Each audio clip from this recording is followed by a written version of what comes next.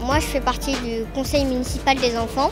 Il y a des gens de la Société du Grand Paris qui sont venus nous voir pour nous dire qu'il y avait 2 tunneliers sur Vitry. Là, il y avait une tradition où on donnait le prénom d'une personne, donc une marraine, au tunnelier. Et du coup, on nous a fait voter pour la marraine du premier tunnelier, qui est donc Abby, une femme qui fait du basket, qui est intelligente, forte, extraordinaire. Alors pour moi, c'était la personne qu'il fallait pour être la marraine du tunnelier.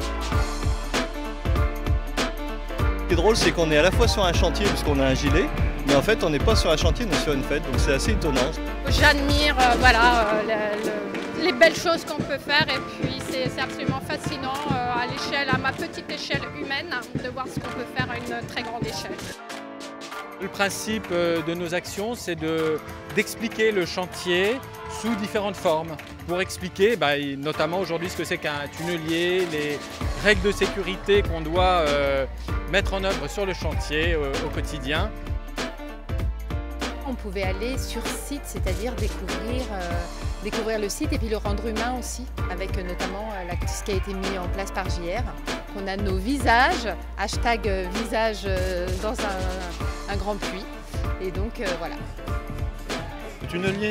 Un tunnelier, c'est une grosse machine qui va creuser des trous comme un ver de terre et qui va manger ce qu'il creuse. C'est une grosse vis, une vis géante qui fait des trous dans la terre. C'est comme quand on a été sous la Manche, qu'on a été à Londres, voilà. Alors un tunnelier, c'est ce qui sert en fait à poser après les voussoirs pour pouvoir créer, en fait, creuser le tunnel et puis après faire qu'il y ait un vrai tunnel qui fonctionne.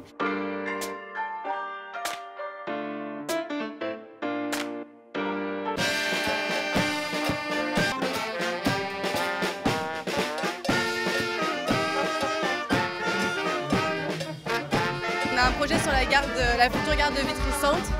Du coup, le projet s'appelle Ligne Z et l'objectif c'est de construire un manifeste de cette ligne fictive.